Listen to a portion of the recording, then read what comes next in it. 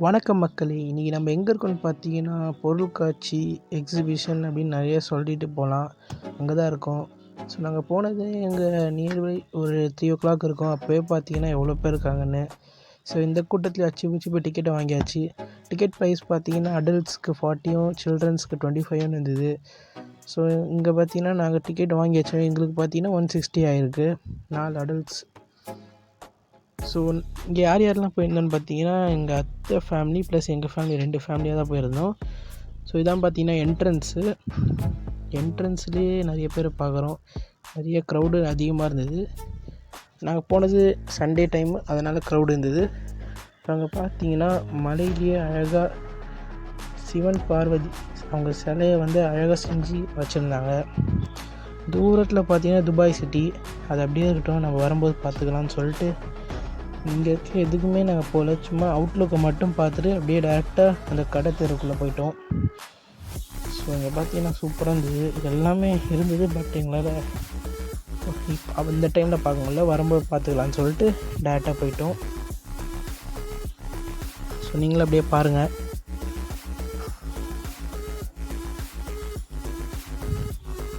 So இங்கே பார்த்தீங்கன்னா train, இது பொருட்காட்சி போனீங்கன்னா இதை பார்க்காம இருக்க மாட்டீங்க யாரும்.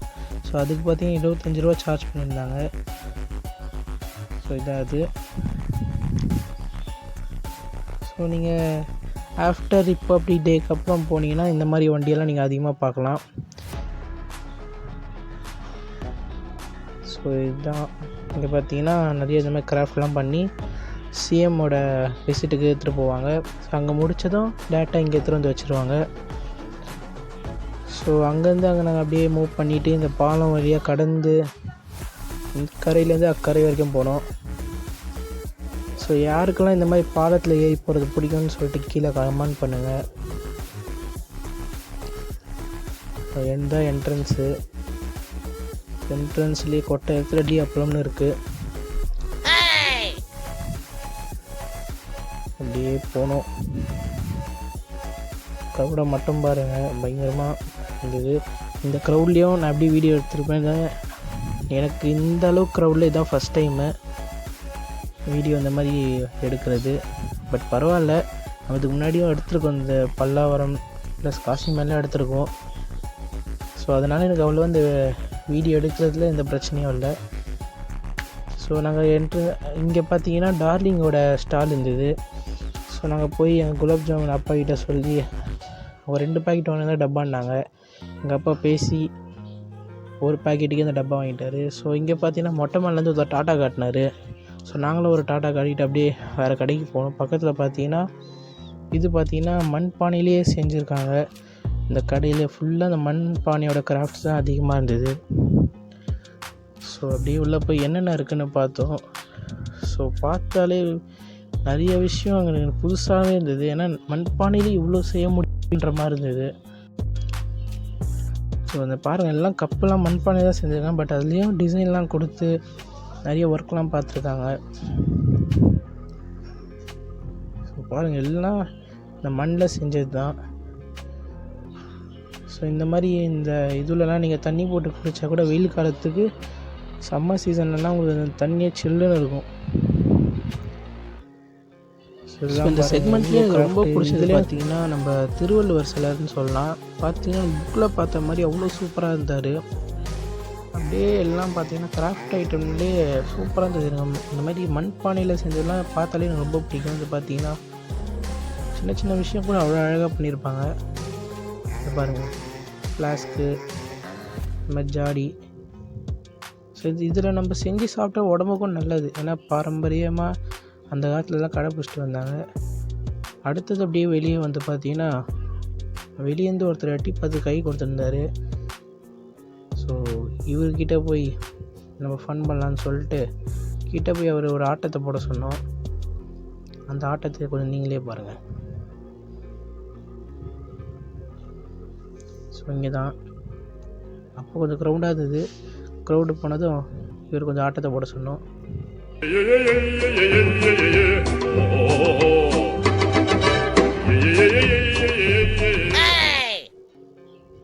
ஸோ நெக்ஸ்ட்டு அங்கே முடிச்சுட்டு இங்கே பார்த்தீங்கன்னா வாட்டரில் சின்ன பசங்க சின்ன சின்ன ரைட்லாம் வச்சுருந்தாங்க.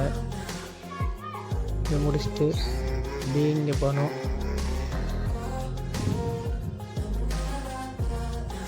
அடுத்தது பார்த்திங்கன்னா இங்கே பார்த்திங்கன்னா கைவினை பொருட்கள் இதெல்லாம் சின்ன சின்னதாக அவங்களே செஞ்சு அங்கே சேல் பண்ணி வச்சுருந்தாங்க ஸ்டால் போட்டு. ஸோ இதுவும் போய் விசிட் பண்ணலான்னு சொல்லிட்டு போய் விசிட் பண்ண போயிருந்தோம். ஸோ இங்கே பாருங்கள், சின்ன சின்னதாக இருந்தது, அழகாகவும் இருந்தது. இதில் நிறைய விஷயம் நான் யூடியூப் ப்ளஸ் இன்ஸ்டாகிராம் ரீல்ஸ் எல்லாம் பார்த்த கிராஃப்ட்ஸ் எல்லாம் அங்கே நிறைய நான் பார்த்தேன். ஸோ இந்த மாதிரி பால்ஸ் என்னன்னு தெரில, ஆனால் இந்த கிராஃப்ட்டு சொல்கிறேன். இங்கே இருக்குது பாருங்கள். ஸோ இதெல்லாம் நம்ம நிறைய இன்ஸ்டாகிராம்லேயும் பார்த்துருப்போம். ஸோ இது பார்த்திங்கன்னா அந்த இதுலேயே செஞ்சது. இது பார்த்திங்கன்னா லெதர் கேப்பு நிறைய இருந்தது. ட்ரீலாம் பார்க்கவே சூப்பராக இருந்தது. ஆனால் ஒவ்வொருத்துக்கும் ரேட்டு தான் பயங்கரமாக இருந்தது. ஸோ இது அப்படியே சும்மா விசிட் மட்டும் பார்த்துட்டு அந்த இடத்த விட்டு அப்படியே போயிட்டோம்.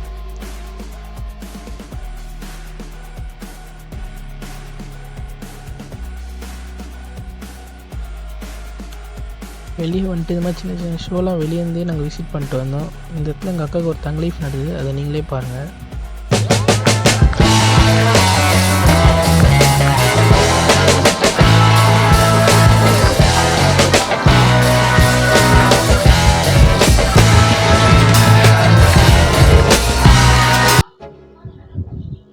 எங்கள் அக்காவுக்கு டோரிமான் பிடிக்கும்னு சொல்லிட்டு கை கொடுக்க போனாங்க.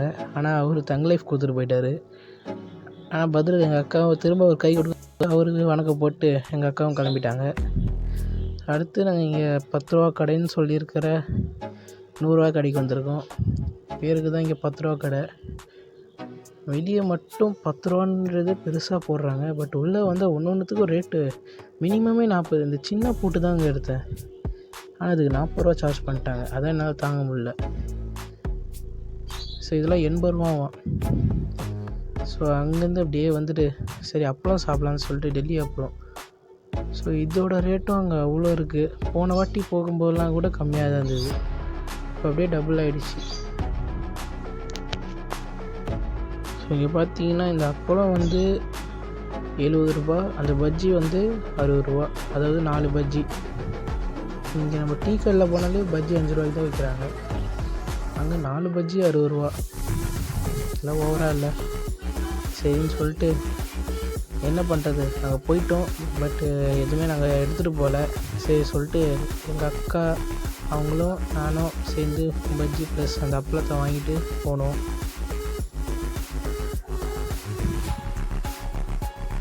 இங்கே பார்த்தீங்களா, 2 அப்பளம் ப்ளஸ் 8 பஜ்ஜி.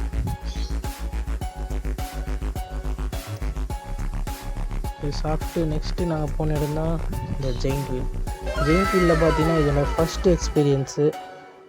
இப்போ தான் ஃபஸ்ட்டு போகிறேன். ஸோ அங்கே நடந்த கூத்தை நீங்களே பாருங்கள். இதுக்கு பார்த்தீங்கன்னா 100 ருபீஸு. பட் இது 100 ருபீஸ் கொடுத்து போகிறது ஒர்த்தான்னு கேட்டிங்கன்னா நீங்கள் போகாமல் போனால் இல்லை எப்பயாச்சும் போகிறதுக்கு இது ஒர்த்து தான். ஏன்னா குயின்ஸ்லாண்ட்லாம் நம்ம 600 700 செலவு பண்ணிட்டு போகிறது இங்கே 100 ருபீஸ் கொடுத்துட்டு கொஞ்சம் என்ஜாய் பண்ணிட்டு வரலாம். ஸோ பாருங்கள், ஜெயிண்ட் வீலில் க்ரௌடு சும்மா பயங்கரமாக இருந்தது. இந்த டைம் பார்த்திங்கன்னா 8:30 இருக்கும். அப்போவே பாருங்கள் க்ரௌடை. நாங்கள் வீட்டுக்கு போக மாட்டோமானே தெரில. வீட்டிலலாம் போக வேணான்ட்டாங்க. ஜெயிண்ட் வீலுக்கெலாம் பிடிச்சி கேட்டு இதில் நின்று லைனில் பொறுமையாக போய் மேலே ஏற்றுக்குள்ளேயே நியர்லி 9 o'clock ஆகிடுச்சின்னு நினைக்கிறேன். ஸோ இப்படியே ஏறிட்டோம். எங்கள் அக்காவும் ப்ளஸ் நானும் தான் போயிருந்தோம். 2 பேரும் தான் ஏறி இருந்தோம். வாட்ச்மேன் கிட்ட அந்த டிக்கெட்டை கொடுத்துட்டு எங்கள் அக்கா தான் போகிறாங்க. ஸோ இது பார்த்தீங்கன்னா ஜெயிண்ட் வீலு. யாருக்கெல்லாம் ஜெயிண்ட் வீலில் போகிறது பிடிக்குன்றதும் கீழே கமெண்ட் பண்ணுங்கள். எத்தனை பேர் இந்த ஜெயிண்ட் வீலில் போயிருக்கின்றதும் கமெண்ட் பண்ணுங்கள். ஸோ எடுத்ததும் எங்களை தூக்கிட்டு போய் டாப்பில் நிப்பாட்டிட்டார். எனக்கு சிரிப்பு தான் வந்தது. எல்லாருக்கும் பயத்தில் அழுக தான் வரும். எனக்கு சிரிப்பு தான் வந்தது. ஸோ இங்கேருந்தே பார்க்கறதுக்கு நல்லா தான் இருந்தது.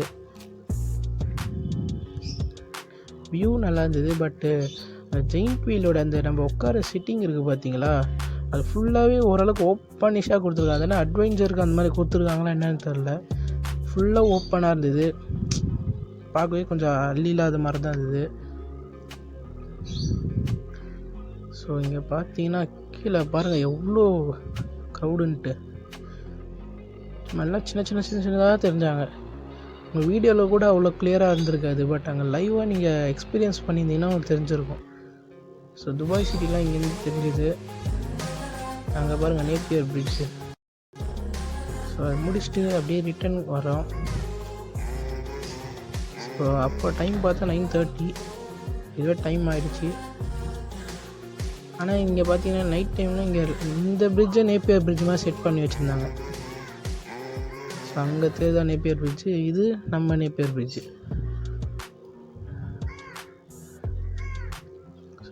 ஸ்டார்டிங்கில் ட்ரெயினை பார்த்தோம். இப்போ வீட்டுக்கு போகும்போது இந்த ட்ரெயினை பார்த்துட்டு டாட்டா சொல்லிட்டு போயிட்டோம். இது என்ன பிரமாதம், இது விட பெசலைட் ஒன்று இருக்கு.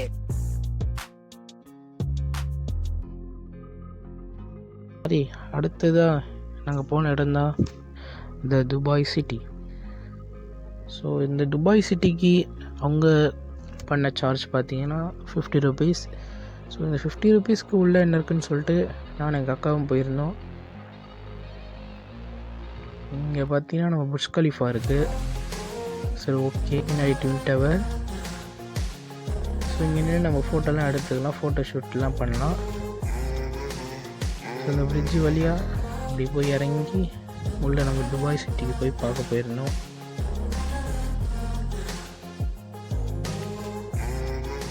ஸோ இந்த வாட்டி இது பார்க்க கொஞ்சம் புதுசாக இருந்தாலும் இல்லை இன்னும் ஏதோ ஒன்று குறையுதுன்ற மாதிரி இருந்தது.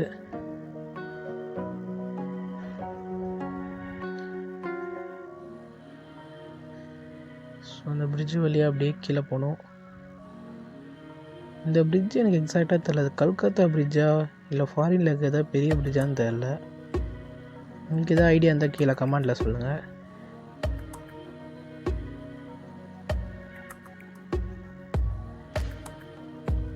ஸோ எங்கள் அக்கா தான் முன்னாடி வீடியோ எடுத்துகிட்டு போயின்னு இருக்காங்க.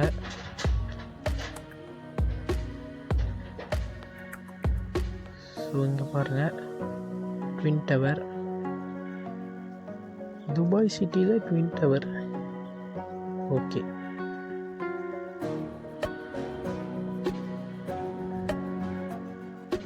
ஸோ இதுதான் கீழே வந்துட்டோம்.